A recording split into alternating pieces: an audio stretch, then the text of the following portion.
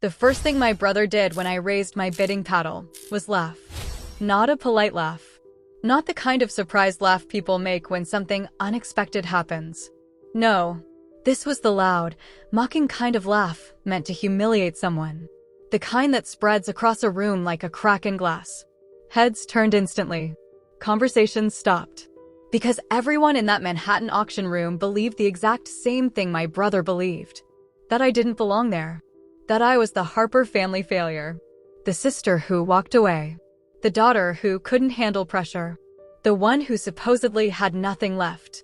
Daniel leaned back in his chair like he owned the entire building. He didn't even bother lowering his voice. "Careful, Emma," he said with a smirk. "That paddle might cost more than you can afford." A few investors around him chuckled politely. Board members.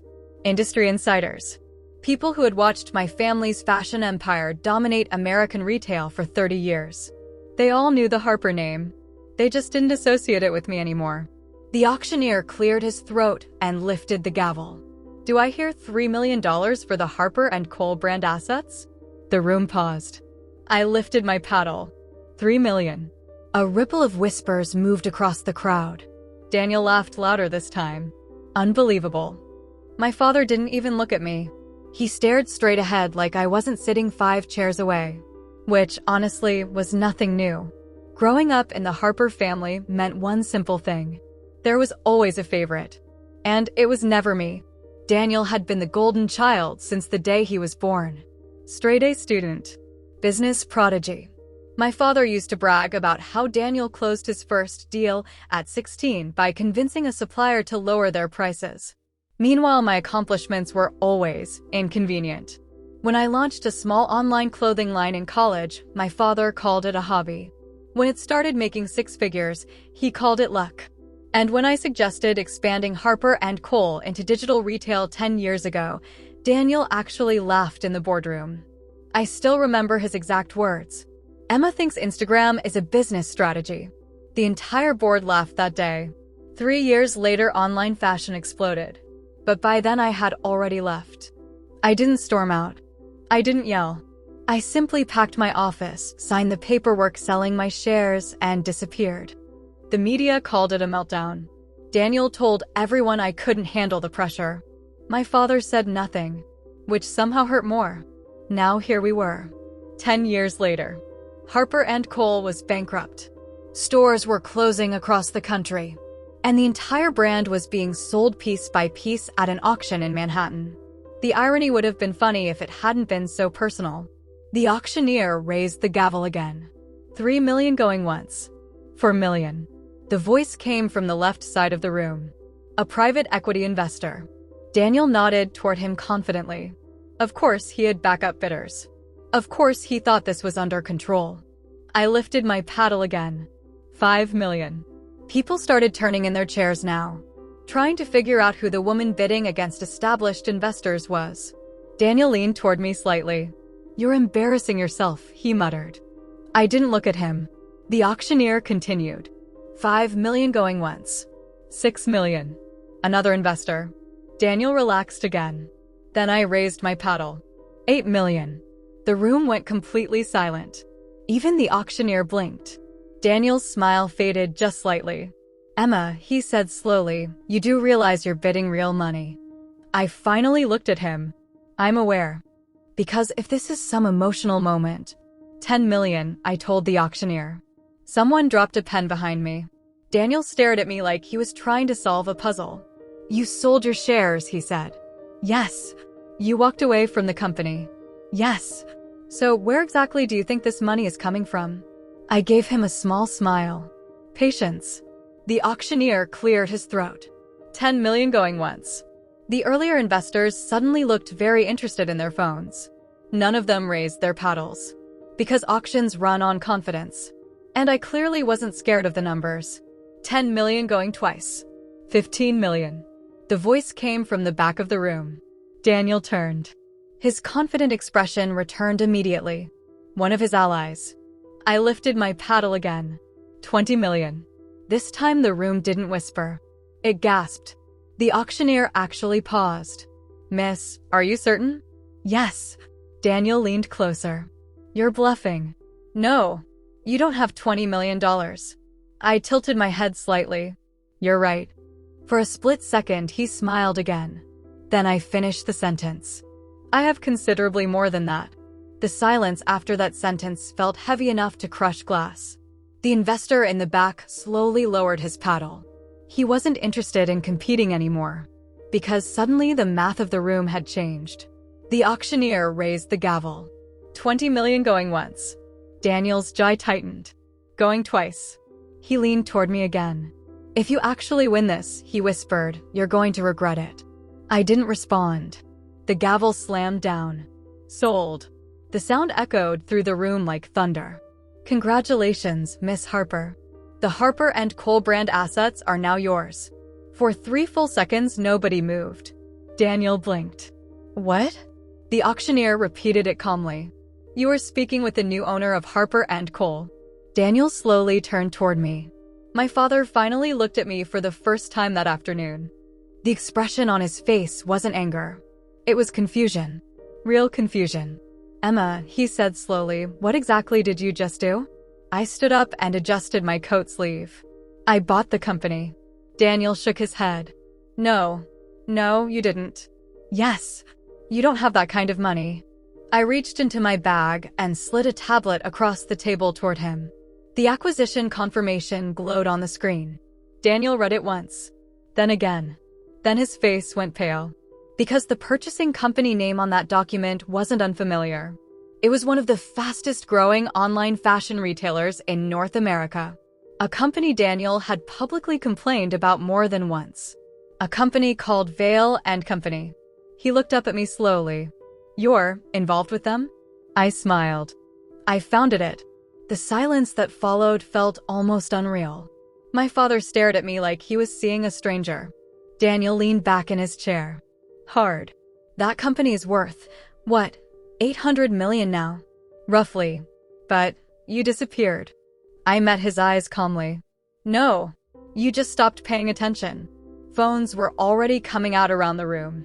Messages were being sent. Because the story had just changed.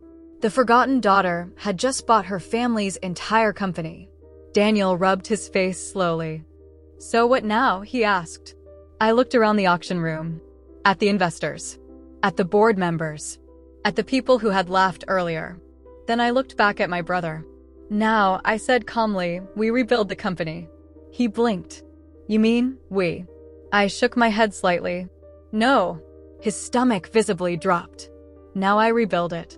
And for the first time in his life, Daniel Harper had absolutely nothing to say. For a moment, Daniel just stared at me like his mind had stopped processing information. It was almost fascinating to watch. 10 minutes earlier, he had been leaning back in his chair, laughing loud enough for half the room to hear. Now he looked like someone had quietly removed gravity from his world. My father slowly stood from his seat. He didn't move quickly. In fact, he moved the way people do when they're trying to buy their brain time to catch up. Emma, he said carefully, this isn't funny. I adjusted the cuff of my coat. Good thing I'm not joking. Daniel pushed the tablet back toward me like the screen might explode. This is some kind of stunt, he said. No. You're trying to embarrass us. No. Then explain it, he snapped. His voice was louder now. People across the room were pretending to check their phones, but no one was actually leaving. When a family empire collapses in public, people tend to stay for the show. I slipped the tablet back into my bag. There's nothing complicated about it, I said calmly. The company went bankrupt. Daniel crossed his arms. Yes. The assets were auctioned. Yes. And I bought them. Daniel let out a sharp laugh, but there was no humor in it anymore. You expect me to believe you walked into this room and casually spent $20 million? I didn't say casually. My father rubbed his temple slowly. You left this company, he said. I remember. You sold your shares. I remember that too. So why buy it now? That was the first honest question he had asked me in a decade. I thought about it for a moment before answering. Because watching you destroy it was getting painful. The words hit harder than I expected. Daniel's face flushed instantly. We didn't destroy it. Didn't you? Retail changed, he shot back. Yes. Supply chains collapsed. Yes. Online competition exploded. Yes. He spread his hands like he had just presented an airtight argument. Exactly. I nodded slowly. And you ignored online retail for 8 years. That's not. You doubled down on luxury mall leases. That was our brand positioning. You spent $30 million renovating flagship stores people stopped visiting. Daniel opened his mouth, then stopped. Because the numbers weren't opinions. They were facts. My father didn't interrupt, which told me he knew exactly how accurate I was being. Daniel tried again. You think running an online startup is the same thing as running a real company? I almost smiled. Vail & Co. ships to 37 countries. He froze. We process roughly 40,000 orders every single day. No response. And we've been profitable for 6 straight years. Silence spread between us like fog. One reporter near the back whispered something into their phone. Daniel noticed. His eyes narrowed. You planned this. Yes. You waited for the company to collapse so you could swoop in and play hero. I shook my head slowly. No. Then what? I leaned forward slightly. I waited for you to prove you couldn't run it. That one landed. I could see it in the way his shoulders stiffened. You walked away, he said again. I built something better. That's not the same thing.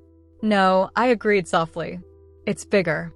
Daniel stood up so fast his chair scraped loudly across the floor.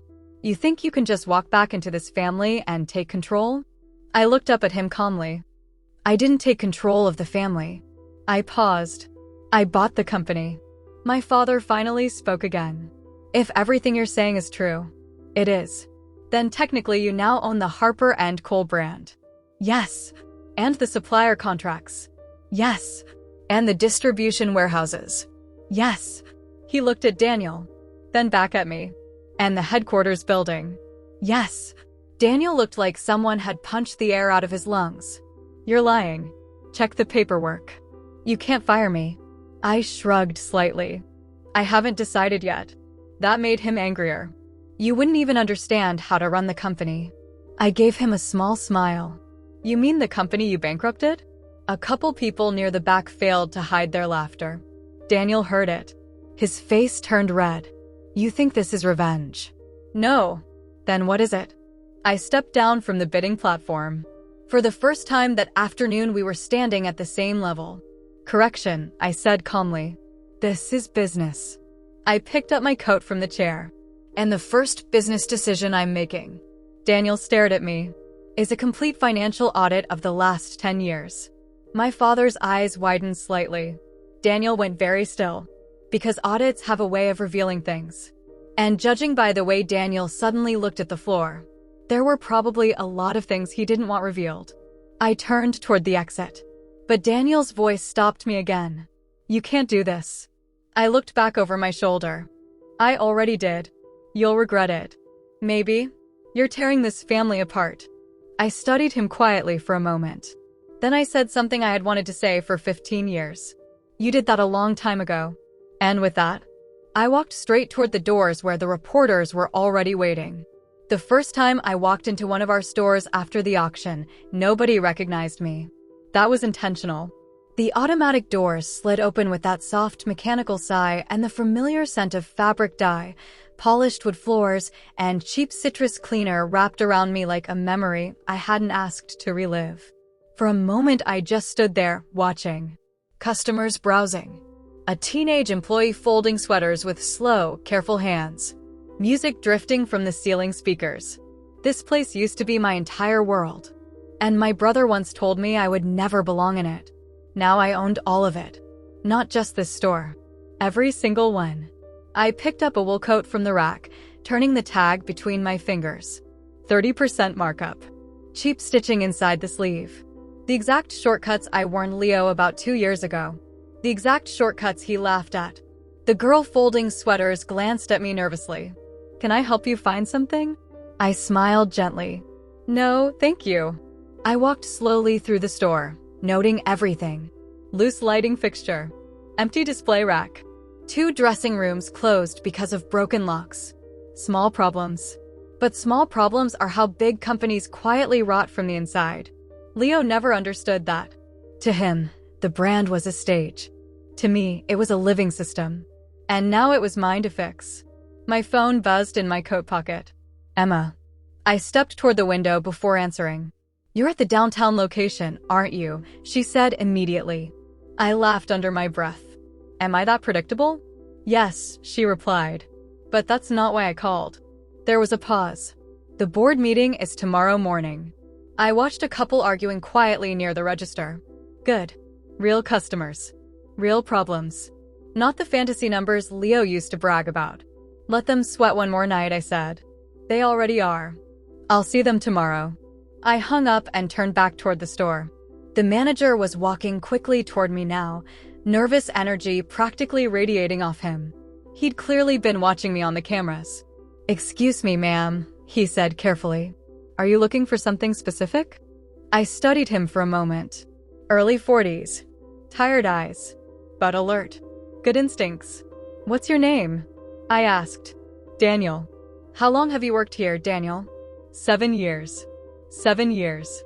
Longer than Leo had been running the company. Interesting. And what do you think this store needs? I asked. He blinked, confused. Excuse me. If you could change 3 things, I said calmly, what would they be? He hesitated. Then something shifted in his expression. Like he realized this was a real question. Better inventory control, he said slowly. Corporate keeps sending the wrong sizes. I nodded.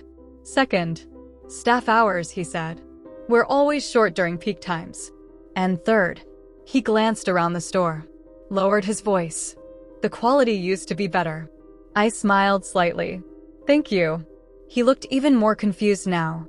Of course, but... Daniel, I said gently, how would you feel about becoming regional operations director? He froze. I'm sorry. You know the stores, I said. You know the problems. And unlike some people, I added quietly, you're not afraid to say them out loud. He stared at me like the ground had shifted beneath his feet. Who are you? I reached into my coat pocket and pulled out a business card. The new one. I handed it to him. His eyes dropped to the title, then widened slowly. Owner. For a moment he looked like he might actually sit down on the floor. I thought, he whispered. Your brother. My brother, I said calmly, doesn't work here anymore. Silence filled the space between us. Then Daniel straightened slightly, like someone realizing the rules had changed. I'd be honored, he said quietly. Good, I replied. Because the truth was, the real revenge had never been about humiliating Leo at the auction. That was just the opening act. Real revenge takes patience. It builds. Quietly. Systematically. The next morning the boardroom smelled like expensive coffee and quiet panic. 8 directors sat around the long glass table. All of them men who had spent the last decade agreeing with Leo. All of them pretending they hadn't watched the company drift closer to bankruptcy. And at the far end of the table sat my brother. Leo looked like he hadn't slept. His suit was immaculate, but his confidence was gone. I walked in exactly at 9. No rush. No hesitation. Every conversation stopped. Even the air in the room felt different. Leo's jaw tightened. You're late, he said automatically. I sat down at the head of the table. Actually, I said calmly, I'm right on time.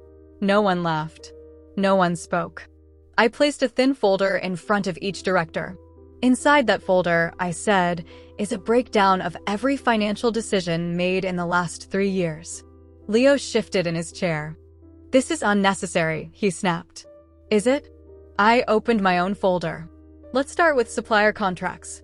A few directors began flipping pages. Confusion quickly turned to shock. Margins. Hidden debt. Emergency loans Leo had never disclosed. One man rubbed his forehead. Another whispered, this can't be right. Oh, it's right, I said softly. Leo leaned forward. You're twisting numbers. I looked at him. Really looked. For the first time in years, my brother didn't look powerful. He looked small. No, I said quietly. I'm revealing them. The room fell silent again. Then one of the older directors cleared his throat. What exactly are you proposing? I closed the folder. A full restructuring. And new leadership. Leo laughed sharply. You think you can just walk in here and replace me? I tilted my head. I already did. The words landed like a dropped glass. One director turned toward Leo slowly. "You sold controlling shares yesterday," he said carefully. Leo's face drained of color. "You said it was temporary liquidity." Another director spoke. "Those shares went to her." Now every pair of eyes in the room was on my brother. And for the first time in his life, Leo had no performance left to give. No charm. No easy arrogance. Just reality. "You planned this," he whispered. I met his gaze. "Yes." The silence stretched. Then the chairman exhaled slowly. "Well," he said, "this changes things." Leo pushed back from the table. "This is insane." But no one stood with him. Not one. Because power in business is simple. It belongs to whoever holds the numbers. And now that person was me. Leo looked around the room desperately. "After everything I built for this company." "You didn't build it," I said gently. "You inherited it." That hit harder than anything else. Because it was true. Our father built the brand. Leo performed inside it. And I protected it. The chairman folded his hands. "Miss Carter," he said, "what's your first move?" I leaned back slightly. Stability. Store upgrades. Product quality restoration. And new leadership across operations. Then I looked at Leo. And accountability. Leo stared at the table. For once, he had nothing to say. The meeting ended 30 minutes later. Directors leaving quietly. Some thoughtful. Some embarrassed. But none of them arguing. When the room finally emptied, Leo was still sitting there, staring at the glass surface of the table like it might crack. "You humiliated me," he said without looking up. I stood. "No," I replied calmly. "You did that to yourself." He finally looked at me. And for the first time in our lives, there was no mockery in his eyes. Only disbelief. "You were never supposed to win," he said. I picked up my coat. "That's the funny thing about auctions," I said softly. "You never know who's quietly bidding." Then I walked out of the room. And for the first time in years, the company finally belonged to someone who actually cared if it survived.